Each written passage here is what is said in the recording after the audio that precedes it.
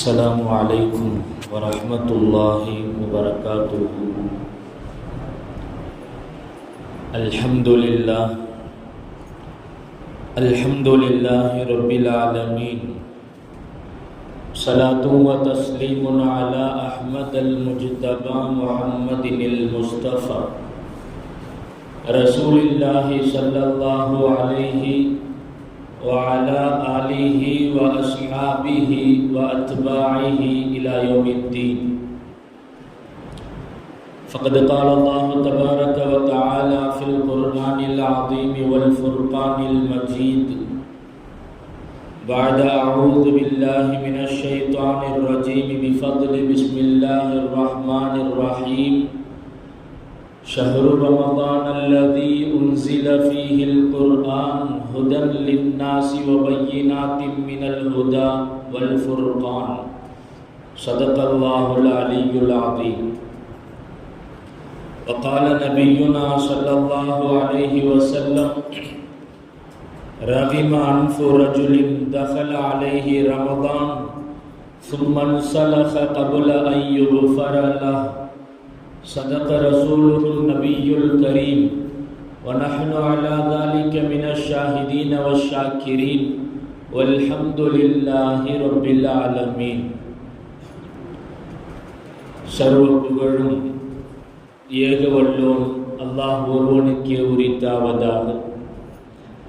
ஈருலகத் தலைவர் எம்பெருமானார் முஹம்மதுர் ரசூலுல்லாஹி ஸல்லல்லாஹு அலைஹி வஸல்லம் அன்னவர்கள் மீதும் அன்னவர்களின் வழி வாழ்ந்த உத்தம சத்திய சஹாபாக்கள், தாபியீன்கள், தபஉ தாபியீன்கள், நாதாக்கள், சுஹதாக்கள், நல்லவர்கள், குறிப்பாக நம்மவர்கள் மீதும் நம்மை நேசிக்கின்றவர்கள் மீதும் நாம் நேசிக்கின்றவர்கள் மீதும் அல்லாஹுவின் வற்றா கருணை என்றென்றும் குன்றாமல் நின்று நிலவட்டுமாக.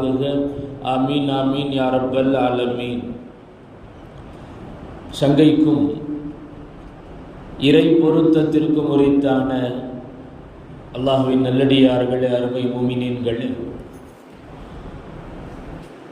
அல்லாஹு ஜல்ல ஷானுஹு வ தஆலாவின் பேரருளால்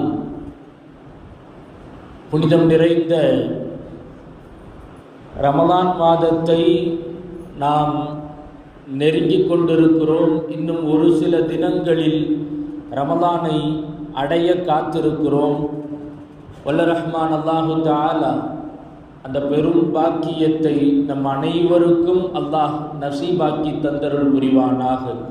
ரமலானை அடைந்து அவனது பொருத்தத்தின்படி அமல் செய்து அல்லாஹ்வினுடைய அன்பையும் அருளையும் மன்னிப்பையும் நரக விடுதலையையும் பெற்றுக்கொள்ளக்கூடிய நற்பாக்கியத்தை வல்ல ரஹ்மான் நம் அனைவருக்கும் தந்தருள் புரிவானாக. அன்பிற்கினியவர்களே, கடந்த வார ஜும்ஆவில் ஷஅபானின் பிந்தைய பகுதியை நாம் எப்படி பயன்படுத்தி கொள்ள வேண்டும் என்பதை குறித்து நாம் பேசினோம், சிந்தித்தோம். இன்றைய ஜும்ஆவினுடைய உரையிலும் அந்த உரையின் நீட்சியாக, தொடர்ச்சியாக ஷஅபானின் நிறைவு பகுதியிலே நாம் இருக்கிற காரணத்தினால் இன்னும் இருக்கிற இந்த ஒரு சில தினங்களை மேலும் பிரயோஜனமாக எப்படி நாம் எடுத்துக்கொள்ள முடியும் என்பதற்கான சிந்தனையைத்தான் இந்த உரையின் வழியே நாம் சிந்திக்க இருக்கிறோம். அன்பிற்கினியவர்களே, ரமலான் மாதத்தின் மகத்துவமும் மாண்பும் நம்மில் ஒவ்வொருவரும் நன்கு அறிந்திருக்கக்கூடிய செய்திதான். நம் எல்லோருக்கும் தெரியும், ரமலான் மாதம் மற்ற 11 மாதங்களைப் போல அல்ல. 12 மாதங்களும் ஒரே தரத்திலானவை அல்ல. ரமலான் மாதத்திற்கென்று தனிச்சிறப்பு இருக்கிறது என்று நம்மில் ஒவ்வொருவருக்கும் நன்கு தெரியும். ரமலான் மாதம் தனிச்சிறப்பு வாய்ந்த மாதம். ரமலான் மாதம் மற்ற மாதங்களை எல்லாம் விட மகத்துவம் பொருந்திய மாதம் என்பதை நாம் நன்கு தெரிந்து அறிந்திருக்கிறோம் என்றால் அதனுடைய வெளிப்பாடு என்னவாக இருக்க வேண்டும்? மற்ற மாதங்களைப் போல அல்லாத புனிதமான ஒரு பரக்கத்தான மாதம் நம்மை நோக்கி வந்து கொண்டிருக்கிறது. நாம் அந்த மாதத்தை எதிர்நோக்கி காத்து கொண்டிருக்கிறோம் என்றால் அந்த மாதத்திற்கான முன் தயாரிப்புகள் நம்மிடம் தொடங்கி இருக்க வேண்டும். ரமலானுக்கான முன் தயாரிப்புகள் நம்மிடத்திலே எந்த அளவிற்கு துவக்கம் பெற்றிருக்கிறது என்பதை நாம் யோசிக்க கடமைப்பட்டிருக்கிறோம்.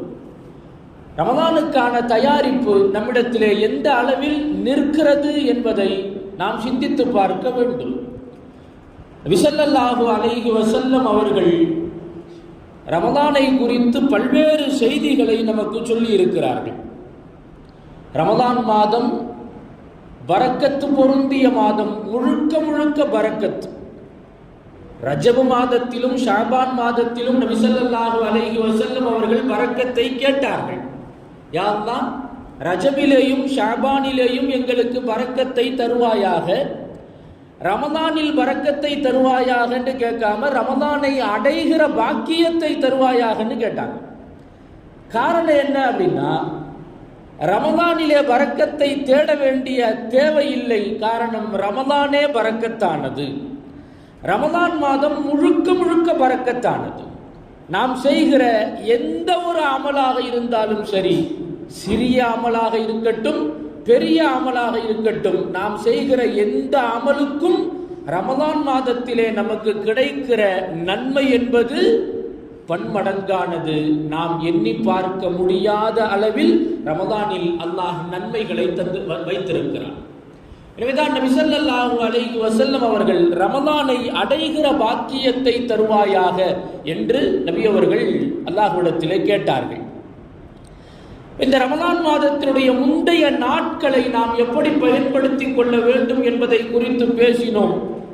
குர்ஆனுடைய தொடர்பை ஆரம்பித்துக் கொள்வது அல்லது கொஞ்சம் கொஞ்சமாக அதிகப்படுத்திக் கொள்வது. ரமலான் குர்ஆனுக்கான மாதம். குர்ஆனோடு அதிகமான தொடர்பை ஏற்படுத்திக் கொள்வதற்கான மாதம் ரமலானுடைய மாதம். எனவே அந்த தொடர்பை ரமலானுக்கு முன்பே நாம் ஏற்படுத்திக் கொள்ள வேண்டும் என்று பேசினோம். ரமலான் நஃபிலான வணக்கங்களுக்கான மாதம்.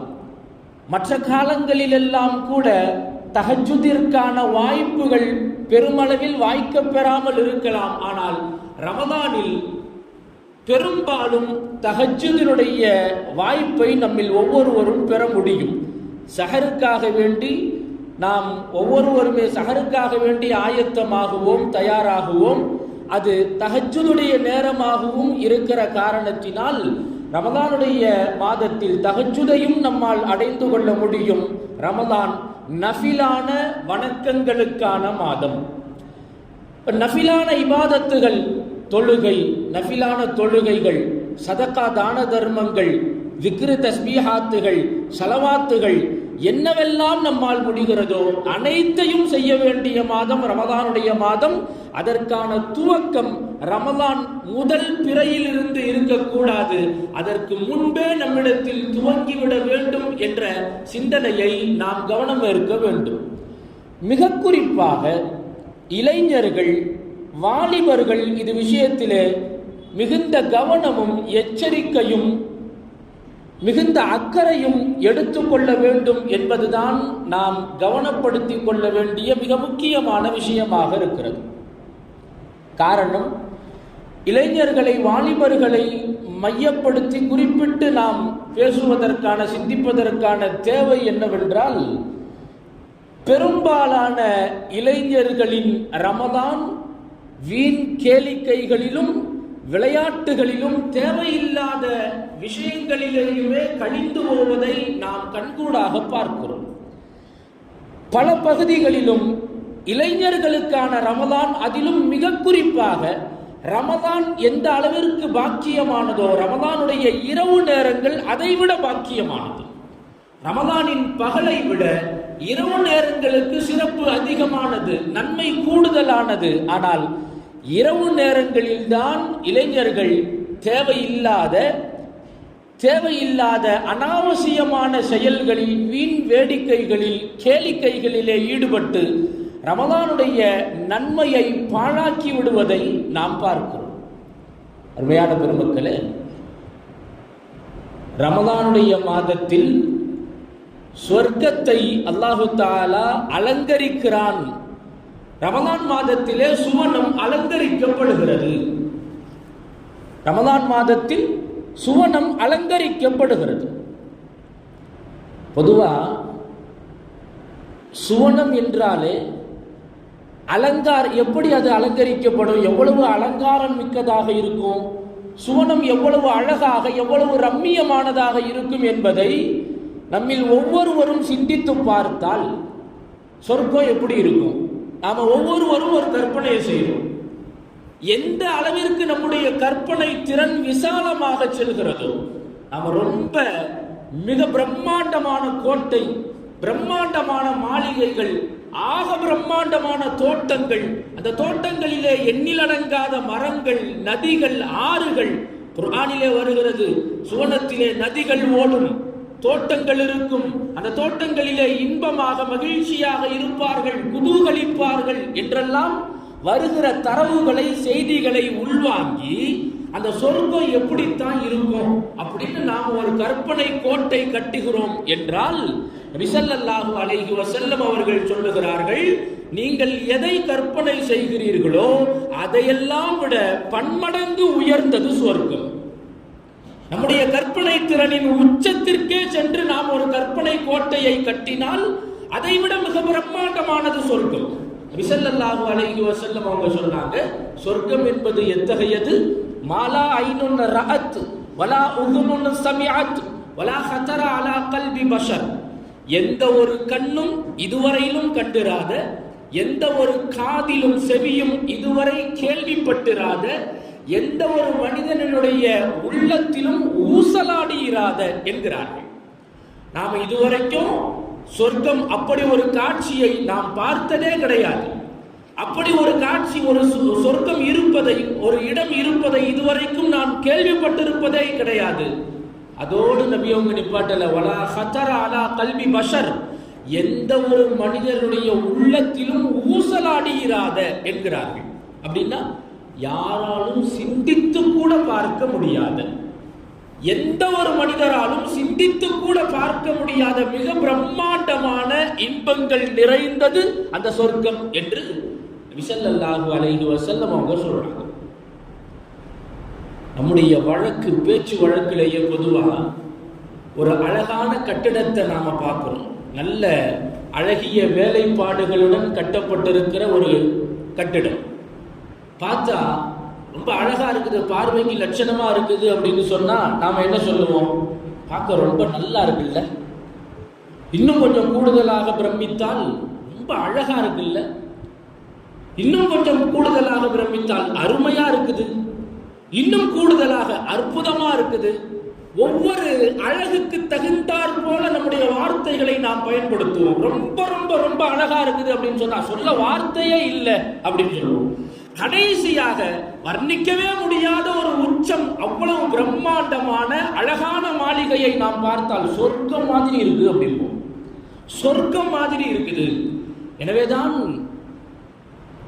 இளைஞர்களுக்கான விளையாட்டு தலங்கள், அதையெல்லாம் விளம்பரப்படுத்துகிறவர்கள், சிறுவர்கள் அவர்களுக்கான விளையாட்டு தலங்களை எல்லாம் சொல்லும் போது சிறார்களின் சொர்க்கம் அப்படிம்பாங்க, குழந்தைகளின் சொர்க்கம். ஏன் அப்படின்னா அந்த அழகை வர்ணிப்பதற்காக வேண்டி நாம் பயன்படுத்துகிற வார்த்தையே சொர்க்கம். எதை நாம் மிக அழகானதாக பார்க்கிறோமோ அதை சொர்க்கம் என்று நாம் சொல்லுவோம். ஆனால் இந்த ரமதானில் அந்த சொர்க்கமே அலங்கரிக்கப்படுகிறது. அந்த சொர்க்கமே அலங்கரிக்கப்படுகிறது. சொர்க்கம் எப்படி இருக்குங்கிறத எவ்வளவு அழகாக நாம் கற்பனை செய்தாலும் அதைவிட அழகில் அதிகமானதாகத்தான் இருக்கும் அப்படின்னு நபி அவங்க சொல்றாங்க. அவ்வளவு அழகான ரம்மியமான சொர்க்கம் இந்த ரமதானிலே அலங்கரிக்கப்படுகிறது. அல்லாஹ் அலங்கரிக்கிறான். நாம் நிரந்தரமாக வாழக்கூடிய நம்முடைய நிரந்தர வாழ்க்கைக்கான அந்த தலம் ரமதானிலே அலங்கரிக்கப்படுகிறது. அல்லாஹ் அந்த சுவனத்தில் நபி ஸல்லல்லாஹு அலைஹி வஸல்லம் அவர்களோடும் உயர்திரு சஹாபாக்களோடும் உடனிருக்கக்கூடிய பெரும் பாக்கியத்தை வல்ல ரஹ்மான் நமக்கும் நம் பெற்றோர்கள், உற்சார் உறவினர்கள், மனைவி மக்கள், சுற்றத்தார்கள், சந்ததிகள் அத்துணை நபர்களுக்கும் வல்ல ரஹ்மான் நசீபாக்கிடுவானாக. அருமையானவர்களே, நிரந்தர வாழ்விற்கான சுவனம் அலங்கரிக்கப்படுகிறது. அதே போல நம்முடைய வீடுகளை அந்த ரமதானிற்கு முன்னால் நாம் கொஞ்சம் அலங்கரிப்போம். ரமதானிற்கு முன்னால் நம்முடைய வீடுகளையும், நம்முடைய நிரந்தர வீடு சுவனம் அலங்கரிக்கப்படுவதைப் போல நம்முடைய வசிக்கும் இந்த துன்யாவிலே வசிக்கிற வீட்டையும் நாம் அலங்கரிக்கிறோம்.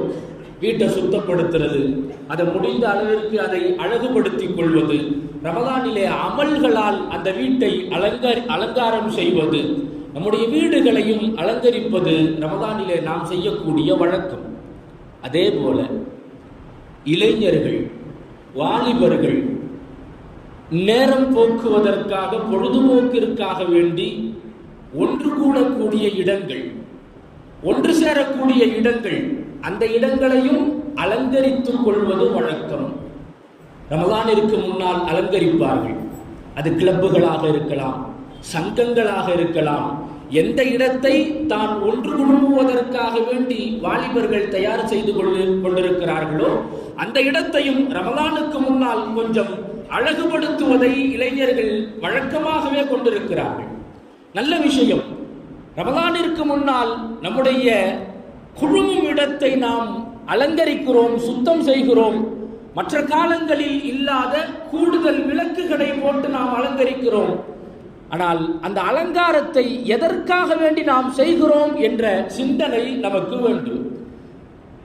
இளைஞர்களினுடைய குழுமுமிடம் அலங்கரிக்கப்படுவது என்பது இரவு வணக்கத்திற்காகவா, குர்ஆன் ஓதுவதற்காகவா, விக்ரு தஸ்பீஹாத்துகளுக்காகவா? இல்லை. பெரும்பாலான பகுதிகளில் நடக்கக்கூடிய நிகழ்வு இரவு நேரங்களை பெரும்பாலும் இளைஞர்கள் வீண் விளையாட்டுகளில், கேரம் விளையாடுவது, தேவையில்லாத விளையாட்டுகளிலே ஈடுபட்டு இரவு பொழுதை கழித்து சஹர் நேரம் வரையிலும் தேவையில்லாமல் விழித்திருந்து சஹர் செஞ்சிட்டு சுபுகு தொழுதோ அல்லது தொழுகாமலோ உறங்கி போகிற இளைஞர்கள் பெருமளவில் இருப்பதை நாம் பார்க்கிறோம். இது பரவலாக நடக்கிற நிகழ்வு. பரவலாக. அருமையானவர்களே, ரமதானுடைய காலம் என்பது நம்மை நாம் சீர் செய்து கொள்வதற்கான காலம், நம்மை நாம் சரி செய்து கொள்வதற்கான காலம். மற்ற மாதங்களில் கூட அந்த அளவிற்கு நாம இரவு நேரத்தில் விளையாட மாட்டோம். இளைஞர்கள் நாம் மற்ற காலங்களில் கூட இரவு நேரத்தில் அவ்வளவு நேரம் ஒதுக்கி நாம் விளையாட மாட்டோம். கொஞ்ச நேரம் விளையாடுவோம், 9 மணி 9:30 மணி வீட்டுக்கு போயிடுவோம். ஆனால் ரமதானில் முழுக்க சஹர் வரையிலும் 3 மணி 3:30 மணி வரையிலும் நாம் கண்விழித்து ஆனந்தமாக விளையாடி குதூகலிக்கிறோம் என்றால் ரமதானை, அதனுடைய நன்மையை நாம் பாழ்படுத்தி கொண்டிருக்கிறோம் என்பதை இளைஞர்களாகிய நாம் கவனப்படுத்திக் கொள்ள வேண்டும். நபி ஸல்லல்லாஹு அலைஹி வஸல்லம் அவர்கள் சொன்னார்கள், ரஹிம அன்ஃபு ரஜுலின், ஒரு மனிதன் நஷ்டமடையட்டும், தகல அலைஹி ரமதான், ரமதானை அடைகிற பாக்கியத்தை அல்லாஹ் தந்தான். சும்மன் சலஹ, ரமதான் கடந்து போகிறது, 29 நாட்கள் 30 நாட்கள் ரமதானை அடைந்தும் 30 நாட்கள் நோன்பு நோற்று அந்த முழு ரமதானை அடைந்தும் அந்த ரமதான் கடந்து போகிறது. ஆனால் இவருடைய பாவம் எதுவும் மன்னிக்கப்படாமலேயே அந்த ரமதான் கடந்து போகிறதே, அந்த மனிதன் நஷ்டமடையட்டும் என்று நபி ஸல்லல்லாஹு அலைஹி வஸல்லம் அவர்கள் துஆ செய்தார்கள். ஜிப்ரீல் அலைஹிஸ்ஸலாம் அவர்கள் ஆமீன் சொன்னார்கள். அருமையானவர்களே, ரமதான் என்பது மன்னிப்பை பெற்றுக்கொள்வதற்கான மாதம். ரமதான் மன்னிப்பை பெற்றுக்கொள்வதற்கான மாதம். மிக குறிப்பாக ரமதானின் இரவுகள் மன்னிப்பை பெற்றுக்கொள்வதற்கான மாதம். இரவு நேரங்களை வீணாக கழித்து, இரவு முழுக்க கேளிக்கை, வீண் விளையாட்டு, தேவையில்லாத விஷயங்களிலே ஈடுபடுவது, இதை முற்றிலுமாக நாம் தவிர்க்க வேண்டும். இது மிகப்பெரிய மோசமான தவறு என்பதை தாண்டி ஆகப்பெரும் பாவச் செயல் என்பதை நாம் கவனப்படுத்திக் கொள்ள வேண்டும். எல்லா இளைஞர்களும் என்று அல்ல, ரமதானுடைய காலங்களில் நோன்பாளிகளுக்காக வேண்டி சஹர் உணவு தயார் செய்யக்கூடியவர்கள், அவர்களுக்காக வேண்டி உழைக்கக்கூடியவர்கள், முயற்சி செய்யக்கூடிய இளைஞர்கள் எல்லாம் இருக்கத்தான் செய்கிறார்கள். ஆனால் இப்படியும் வீணாக இரவு நேரங்களை வீணாக கழிக்கக்கூடிய இளைஞர்களை குறித்து நாம் சிந்திக்கிறோம். நாம் கவனப்படுத்த வேண்டும். ரமலானின் இரவுகளை மிக பாக்கியமாக கருதி அதை அல்லாஹ்விற்கு பொருத்தமான வழியிலே நாம் செலவழிக்க வேண்டும். மற்ற காலங்களில் பள்ளியினுடைய தொடர்பு எப்படியோ ரமலானில் பள்ளியோடு மிகுந்த நெருக்கமான தொடர்பில் நாம் இருக்க வேண்டும்.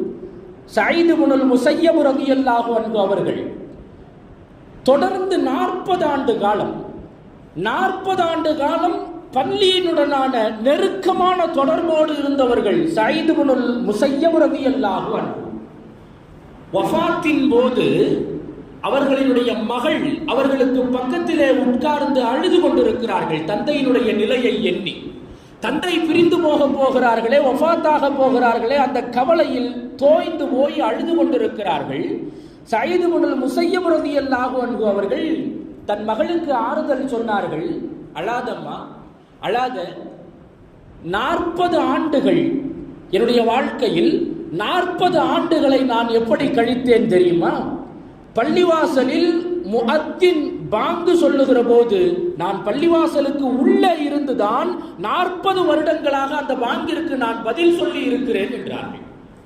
40 வருஷமா முஅத்தின் சொல்லக்கூடிய அதானுக்கு நான் பதில் சொல்லுவேன், பள்ளிக்கு உள்ளே இருந்துதான் நான் பதில் சொல்லுவேன்.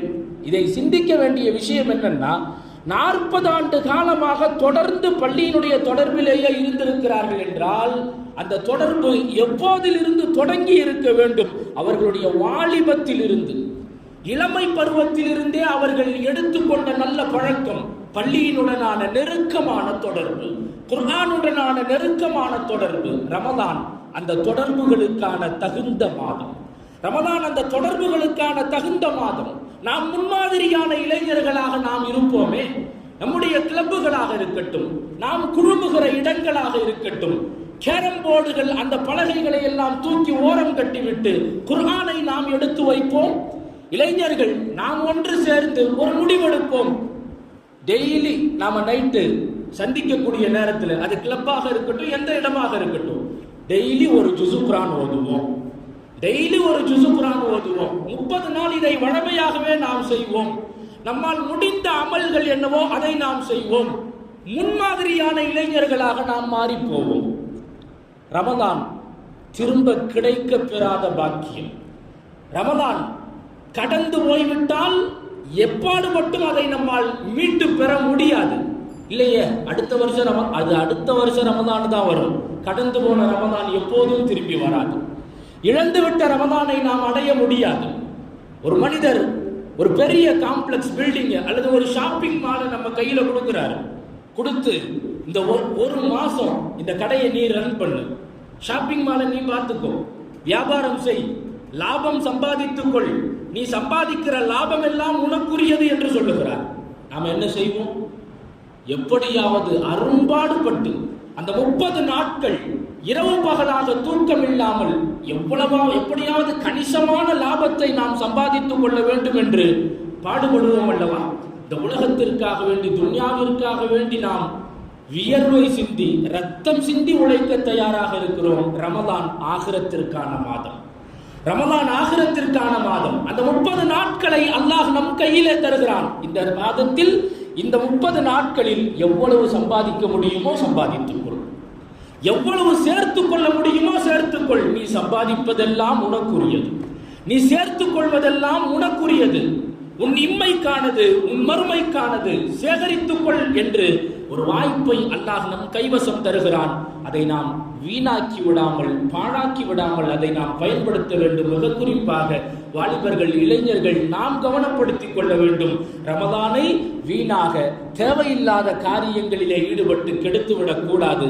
அதன் நன்மைகளை பாழாக்கி விடக்கூடாது. மிக குறிப்பாக ரமலானுடைய இரவு பொழுதுகளை, இரவு நேரங்களை வேலை இல்லாமல் தேவையில்லாத வேலைகளிலே ஈடுபட்டு நாம் நன்மைகளை இழந்துவிடக்கூடாது. வல்ல ரஹ்மான் அல்லாஹு தஆலா ரமதானை அடைந்து அவனுடைய பொருத்தத்தின்படி அந்த மாதத்தை கழிக்கிற நற்பாக்கியத்தை வல்ல ரஹ்மான் நம் அனைவருக்கும் தந்தருள் புரிவானாக.